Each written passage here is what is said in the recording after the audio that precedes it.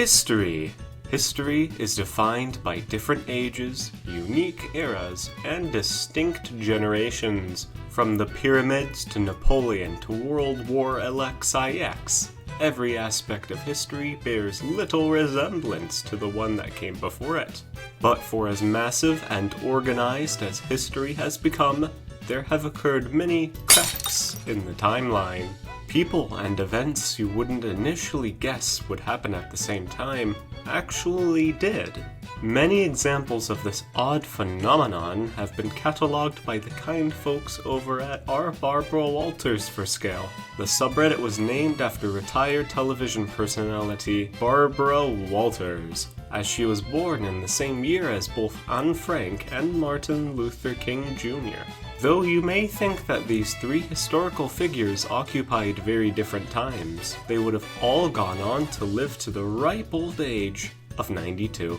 It's these small but noticeable cracks in the timeline that r Barbara Walters for scale specializes in. Whether it's Oxford University predating the Aztec Empire, or Nintendo and the Ottomans existing at the same time, if these strange and seemingly surreal moments leave you with anything, it's the brief feeling of, "Wow, I didn't know that!" before you then move on with your day.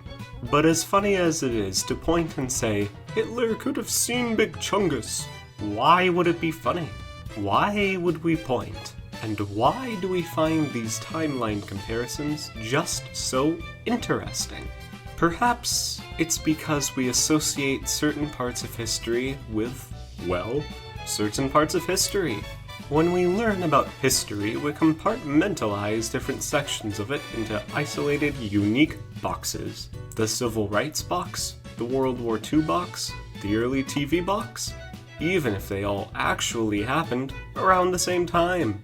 That's why when it's pointed out to us that so many of these people, places, and events have similar origins, we find it just so interesting. But this funny phenomenon seems not to end only with history, but also with meme culture and video games. Perhaps this says something about nostalgia and the flow of time. But as time may flow, this funny phenomenon seems as though it will continue until whatever silly river that dispenses all the time dries up. But until then, remember to eat fresh, but don't go to Subway, as it's anything but fresh. Thanks for watching, and have a nice day.